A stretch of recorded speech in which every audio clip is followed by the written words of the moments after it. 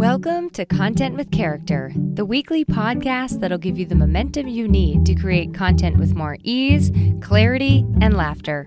I'm your host, content copywriter Emily Aborn, and I'm all about unconventional marketing approaches.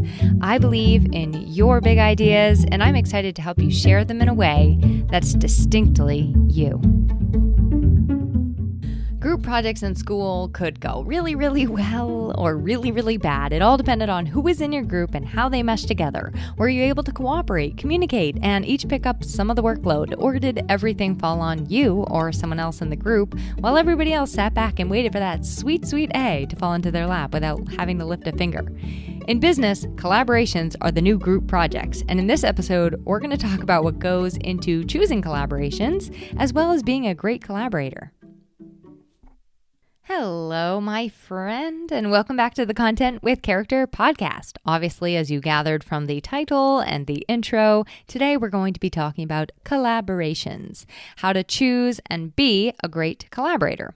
We're going to go straight in today because I got to say, this is a topic near and dear to my heart. Probably I have quite a bit to say about it. So since we're jumping right in, let me just introduce myself really quickly in case this is your first time listening. I am Emily Aborn. I'm a content copywriter, a podcast host, as you can probably tell by the sound of my voice. I'm a podcast host of this podcast as well as the She Built This podcast.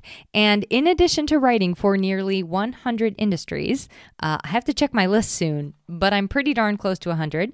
I've also been a business owner for a decade, and I've run a brick and mortar business, an online community and membership business, events, and also my copywriting business, which if you want the Cliff Notes version, all of that is just to say that I have had the opportunity to collaborate with a lot of different folks over the past decade in a number of different ways. And in addition to collaborating a lot myself, I've also had the opportunity to hear stories of collaborations gone well and collaborations gone terribly, from my clients to contractors that I've heard from to event planners and coordinators. So I've got what I think are some good perspectives to offer you. And I also want to inspire you, encourage you, pep talk you, and have some fun, of course, while we chat this topic out together. So where we're headed today, we're going to talk about why collaboration is so important and also why it's so awesome as business owners, which I do get into a little bit more in my 4 out-of-the-box ways to increase your visibility episode as well. So I'm going to include that and also some other resources I have around collaboration in the show notes, because I've done a lot around collaboration and how to be a better collaborator as well as find better collaborations. So I'll make sure that there are lots and lots of resources and links for you to check out in the show notes. And what I'm going to do after we talk about the why is I'll give you some examples of collaborations as a business owner. Some of them may surprise you. You may be like, oh, I never even thought of that as a collaboration. And you'll be able to see with those examples just how vital of a role collaboration plays in our businesses and also throughout our lives. And then we're going to talk about choosing collaborations and also being a great collaborator. The two are somewhat one and the same, obviously, but there's some nuances there. And like I said, I'm going to hook you up in the show notes. The show notes will have a whole bunch more resources for you, so make sure to check those out. Also, if you don't know, I shouldn't assume you know where the show notes are. If you don't know where the show notes are or how to find them, here's what you do. You usually just, I don't know what podcast player you're using, but you usually just whip out that podcast player app, click the actual episode you're listening to, and then the show notes should kind of dump out at you. If you can't find them, send me a little email. I'll help you get to the show notes so you can see them all for yourself and get yourself those sweet, sweet resources. Also, I know that some people don't care about resources or additional reading or listening, but I like to have an array of options for the people who do, the people who want the extra goodies. So, okay, enough about the show notes, Emily. Let's calm down about the show notes. Let's talk about collaboration. First, we got to rewind to school. Do you remember group projects in school? I was having this conversation with my husband the other night, and I was like, what were your thoughts on group projects in school? Now, I did not go to school until high school, which is another story for another day. So I did not know a lick about group projects until I got into high school. Before that, I was a lone wolf, and I still prefer to this day many times, I prefer to do actual work on my own. Though, in fairness, I also didn't actually do that much schoolwork before I actually went to high school. So I don't know. Maybe it would have lessened the load a little bit had I had more collaborators. Anyway, another story for another day. Too much to unpack here. When I got to school and I discovered this concept of group projects, I realized very quickly I did not like these. I did not like them. In fact, I would venture to say I almost always hated them, because here's what would happen. Here's how it would work.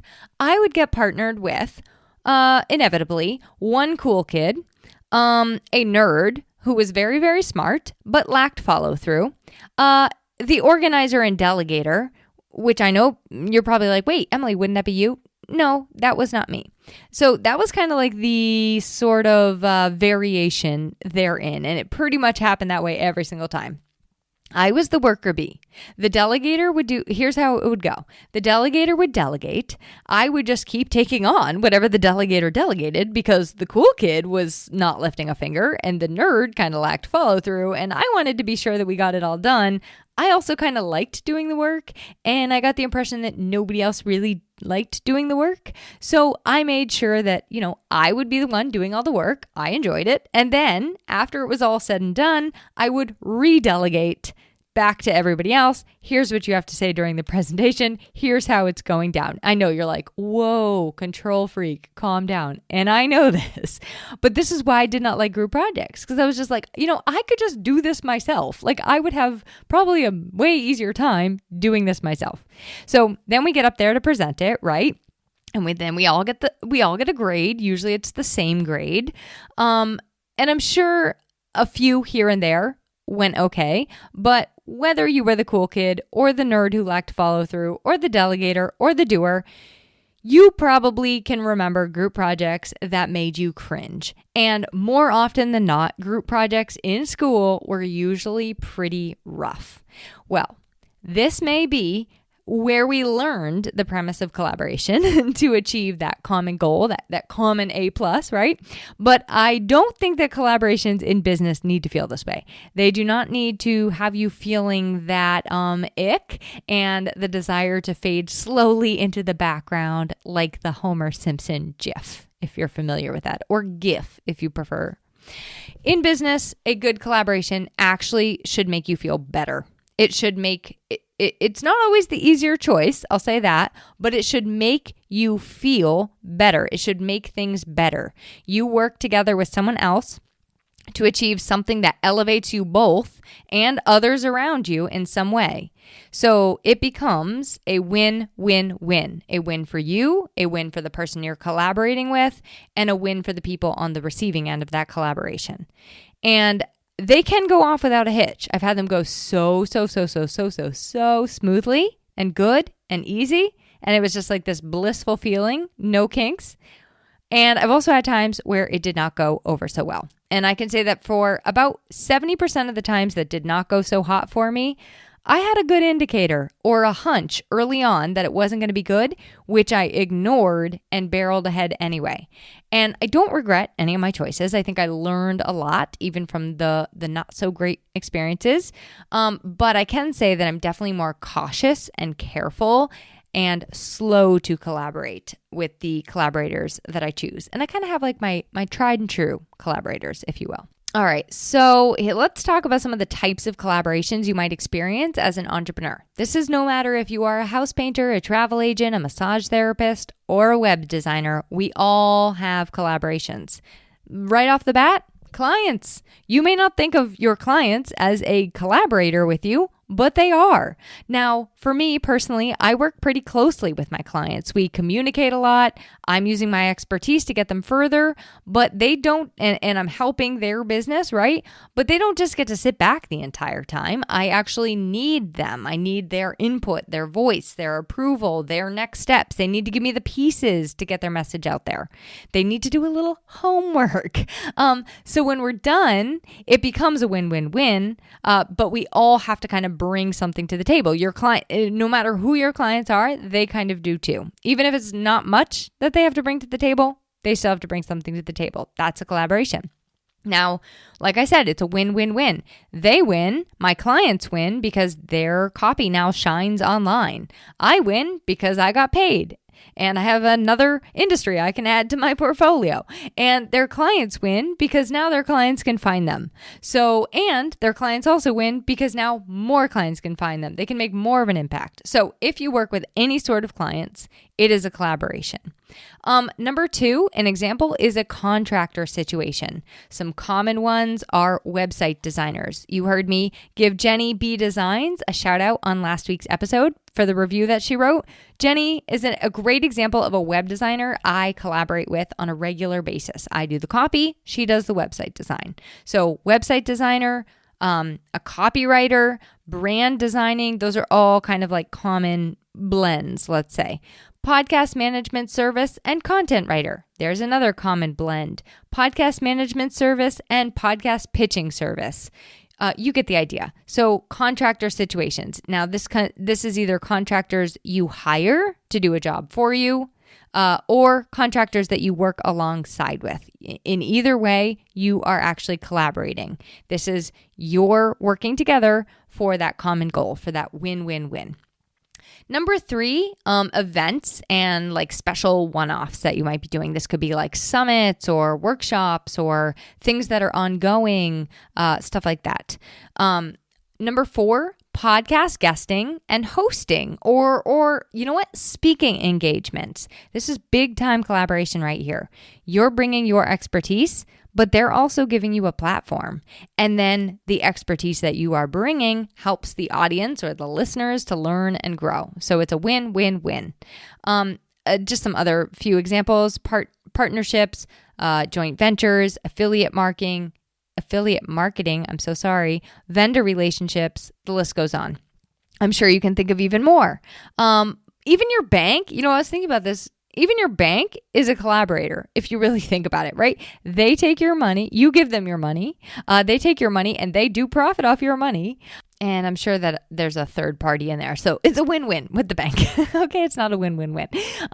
My definition of collaboration in business is this. 1 + 1 equals more than 1. And I really like 1 + 1 equals lots more than 1. Or 1 + 1 is massive amounts more impact than 1, right? So it's really just you plus someone else or something else or some other parties making something bigger and better, really making something better. And you all should feel better at the end.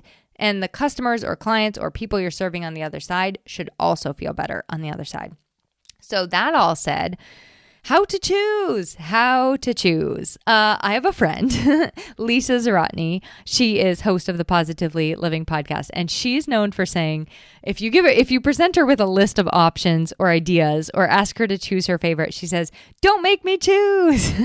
And I love when she says this. And there are many, many times in our business when you don't need to choose, right? You can do it all. You can do whatever. But with collaborations, it is not this. You're going to want to choose, and you're going to want to be picky, choosy, particular.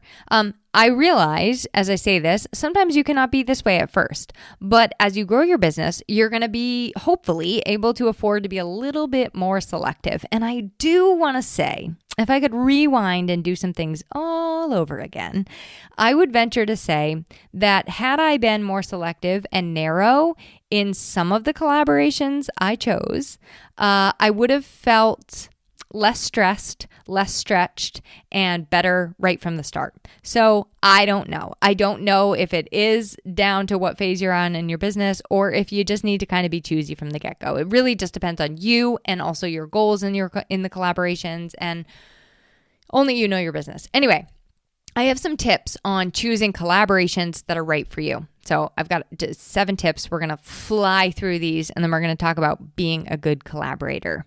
So tip number 1, it's okay. I needed to learn this like 7 years ago. It is okay to give something time and space to think on it. You can have a think on something. You don't have to say yes right away. You don't also have to say yes to everything. You don't have to cave in just because somebody's offering you something else. So sometimes people will come to us and say, hey, I'd love to be a guest on your podcast. I'll give you a spot on my podcast, right? You can be a guest on their podcast without having them be a guest on your podcast. Of course, you need to discuss that up front. You don't say yes to being on their podcast, and then when the turn comes for them to be on yours, you're like, nope, just kidding. But you can do that. Like you can say, I'm not taking guests right now, but I would love to be a guest on your podcast. So there is that. You do not have to say yes to everything. You don't have to say yes to every single collaboration. And I would encourage you in that. You only you know your weak spots. So sometimes it's like, oh my God, they're flattering me. Like they love me. They think I'm so fantastic. How could I not collaborate with them? But you and only you know what spots are ways that people can poke their way in through those boundaries, and you need to stand firm in those. Another tip I have on choosing the right collaborations are to look at somebody's values. Now, there are a couple ways to do this, but I guess the question to start with is like, can you stand behind them and their business overall? So I'll give you an example. I'm not going to use any names, obviously, but I was doing something with someone a couple years ago where upon reflection, I realized that we had the totally opposite values. And in fact, something in specifically that this person stood for was so opposite to what I was trying to do with women entrepreneurs. And in fact, I want to say it was like kind of shisty or harmful. And so that's a great example of like, had I looked a little bit closer, maybe had I given it that time and space, I would have been able to see that their values didn't align with my values. I actually wouldn't be able to stand behind them as a business owner. So this is like serious business. You do need there are different levels, right? There are different levels of how we collaborate with people. But with some collaborators, you really need to make sure like, okay, I can stand behind this, or I feel good about sharing this with this person and my name attached to this person. You are basically attaching your name to this person. Okay. Another one is time, attention, bandwidth. And I would ask, this comes on both sides of it. So when it comes to time, attention, and bandwidth in choosing your collaborations, first you have to ask yourself, do I have it? Do I have time for this collaboration? Do I have the attention? Am I excited? Do I have the bandwidth for this collaboration? Like, am I going to be able to really put the effort into this? And then you also, I think this is just where you have to flat out ask them the question. Do they have it? Do they have time? Do they really have time? And you can just ask them, you can walk through together what kind of time is involved in this, what kind of attention you both expect from one another, what type of effort you both expect from one another. And you can look at, do we have this? Are we able to actually accomplish this together? Another thing I think to look at is skills needed. What are we bringing to the table, right? What am I bringing to the table, and where are my gaps? What is something I cannot do? So, for example, with the copywriting and website design, that's actually a perfect example. Because I don't do website design, nor would I ever try. Like, you do not want me touching your website, trust me. So I don't have that skill. And a website designer, some say that they do, but most website designers they first of all don't really have an interest in copywriting. And second of all, they don't have that skill. They don't have the deep knowledge of search engine optimization and what goes on what page and stuff like that, because they're busy being good at what they do. So that's something to look at. Does this person have the skills I lack? Or if you're not lacking any skills, like if you truly could just do it all yourself, like I was talking about in those group projects in high school, is their skills, like, can we complement each other in some way? Or can we work together on our strengths to make our strengths even stronger, or bring our gifts together to make them even more of a gift, right? Can we make it complementary or cohesive? So that's something to look at. Oh my gosh, this one is a big one. I'm on number 6, in case you're not keeping track. I am. 6 of 7. Do you like the person? Do you like the person? Oh my gosh. Can you handle working with them? And if you don't know, here's one thing I really have learned this past year. Give it a test run. So start with something really, really small, like a little test collaboration, right? Something low stakes, something small. See how you work together. See if you like them. I do this with retainer clients. So I don't do retainers. I tend to just do projects, like a one-time project or multiple time projects, But some people I will do a retainer for. And the way that I structure it is like, I do not take you on as a retainer client if we haven't worked together before. So that way I know, like, I don't want to get 2 months in and then have it be like, oh my gosh, I need to stop with this person because they're really, really hard to work with, or vice versa. They don't like me, and then they just want to cancel the retainer. So I really like to give that a little test run. Like, all right, let's do a small project together. Let's do your bio, or let's do your welcome packet, right? And we can kind of see, or a couple blogs, and we can see if we like each other and if we want to keep on working together. Obviously, you're not going to be able to do this in every single situation. There are other ways you'll be able to determine whether or not you like somebody and whether or not you can work with them. So some of it comes down to asking really good questions. Some of it comes down to that gut check. Some of it comes with exploring their website a little bit and checking out some of their language and some of the things that they say about how they work, how they like to work. Asking them how they like to work is another great one. So you can just ask. This is my best advice for choosing good collaborations. Ask a lot of questions. Ask a lot of questions up front. If you have doubts, that is.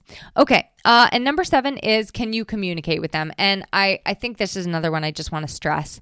If there is somebody who you don't feel like you can be, let's say something happens, right, during the collaboration and things are going downhill, and you feel that you cannot communicate to them your needs, your feelings, your thoughts, your concerns, you need to not get into that. So I would have a candid conversation up front along the lines of all right, how do you like to communicate best is a great one. And then also how are we going to navigate obstacles together? Now, again, obviously you're not going to do this with every client, but you're going to have some good sort of interaction in that discovery call and in the initial client engagement process where you're going to kind of learn, okay, can I communicate with this person? And also, I guess, how do they like to be communicated with? Do they like really direct communication? Do they need a kind of softer touch, So it's all those kind of questions, and you can actually ask them and include them upfront.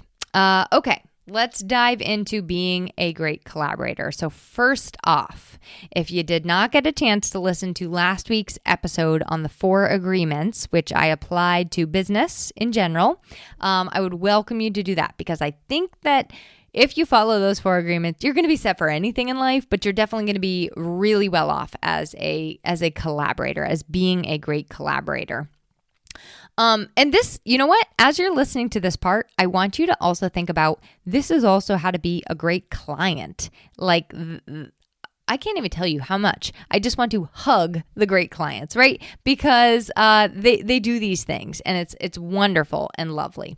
So number 1, let's talk about doing your best. And that we did talk about in last week's episode, but as being a great collaborator it really just it boils down to, I am going to do my best in this and everything else that I do. I'm going to do my best.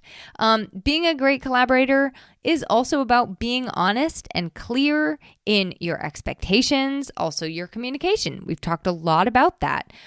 Establishing your boundaries. That is a-okay. And I do think when we are setting out to establish boundaries, you need to remember that it needs to be a win for both of you. So if you're establishing a boundary that's just not going to work for the other person, you need to talk about that. This is a win for both of you. So it has to be a win for you, and it also has to be a win for the person that you're collaborating with. But all of that honesty, clarity, expectations, communication, establishing boundaries, the more you can do up front, the better. Value and respect. And I think that this comes down to valuing the other person, the person that you're collaborating with. Respecting the person you're collaborating with is so huge. But here's some other things, not just them as a person. Respect their time, value their time, respect their input, their strengths, Remember, you want to be making each other feel better. You should be bringing more of each other's light out into the world, not trying to compete with one another, not trying to dull each other's light. So value and respect are two great ways to be a great collaborator. And if you don't respect somebody, maybe it's a time to look at that and say, you know what, I'm not going to collaborate with them because I don't respect them. Helping to promote the collaboration, do your part. I am going to read you something, just sum it up, that Sarah Penner shared in the podcast guest collaboration group. Sarah Penner is the admin of that group, and it's a fabulous group. And she talks about, in the world of podcasting, collaborations flourish when we are rooted in relationships. Success isn't just about content creation. It's about building meaningful relationships. She goes on to talk about taking time to get to know the guest or host you're recording with, following up with each other, and supporting each other by sharing the episode, right? Sharing the work that you're doing together. Being reciprocal with when you are collaborating with somebody. So helping promote and do your part. Following through on your promises and keeping your word. We also talked about this last week in the 4 Agreements episode. So huge in the world of not just the collaboration you're in directly, but it has a ripple effect, and it will affect other collaborations when you are the person who follows through on your promises and keeps your word, upholds your end of the bargain. Okay, want to be a really great collaborator? You want the fast track to being a really great collaborator? When you have volunteered to do something or you have your piece of the collaboration, don't procrastinate and drag your feet on it. It's a sign, it's a sign of many, many things, but your procrastination and dragging your feet as a client, as a contractor, as a collaborator, it is a ripple effect, and it will affect other people. It causes other people to have to pick up slack, do things in the 11th hour, juggle, so don't procrastinate and drag your feet. Now, I don't care what you do on your own time, but if you're in a collaboration, really, really steer clear of procrastination as much as possible. Okay, after the fact, after the collaboration is all over, when somebody gives you remember, this is about both of you bringing your gifts, both of you bringing your strengths, both of you bringing something to the table. So after the fact, when people are raving about the collaboration, when somebody gives you a compliment about it, please pay it forward. Please say thank you and pay it forward to your collaborator too. So let me give you an example, because I have seen this so many times when somebody takes all the credit, they take that A+ for what was actually a collaboration. It was actually a group project where everybody, the nerd, the cool kid, and the delegator, and the doer all did the work. So here's a way to do it. Let's say somebody says, oh my gosh, that event was so amazing. It changed my entire life. You can just reply and say, thank you so much. I was so lucky to be able to collaborate with Lisa. She made it so easy to pull off without a hitch. We made such a great team. All I'm going to say on that is I've seen it happen. I've had it happen to me, and it really, really is hurtful when somebody else is singing the praises of what you put your blood, sweat, and tears into, and the other person just sits back and soaks up all the glory and all those magical little A+ stars. Okay? So when somebody gives you a compliment about the collaboration, say thank you and pay it forward. As a collaborator, please show up engaged and excited and really passionate about what you're doing. If it's a no, let it be a no, but don't show up in that energy having had said yes, okay? Know yourself. If you need to say no or not right now, do so. Let your yeses be really excited yeses. Let your no's be really truthful no's for yourself. Even for clients. I think that sometimes people say yes to me, like clients will say yes before they're actually ready to do anything, or like they don't actually have a timeline and they don't care when it gets done. And then it can get really, really frustrating for the contractors working for them because their project just keeps on getting dragged out because they're in no rush, right? So it should have been a not right now, but instead they let it be a yes, and now everybody's kind of suffering. So just keep that in mind. If you need to say no or not right now, do so. Like whatever.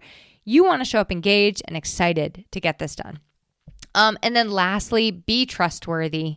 Be trustworthy. So during collaborations, there are things that happen within collaborations that you don't talk about outside the collaborations. And you also want to be that safe place where somebody can go and talk about what's actually happening. So be a person of their word, I guess, that can be trusted. Okay, on that note, let's wrap her up. I'm not going to sum all this up because I basically gave you all of the little kind of bullet points they're in. But I just want to say, I don't always think collaborations don't always make things easier, okay? Sometimes it's actually a harder choice to make. It's a harder route to go.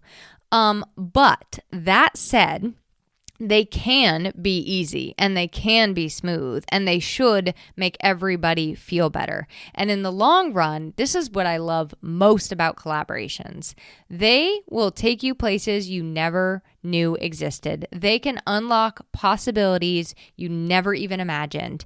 And when you bring your strengths, your skills, your gifts, your personality together with somebody else's, you often go further, faster, together. You make a bigger impact. You expand your reach. You help more people win with what you're doing. And I'll say this, it may not always be easier, but it usually is a lot less lonely. It usually is a lot more exciting. And it's really great to have somebody by your side who is as excited about something as you are. So those are some of the reasons I absolutely love collaborations. And I have a million more thoughts on all of this, but I wanted to keep it as short and sweet as possible today.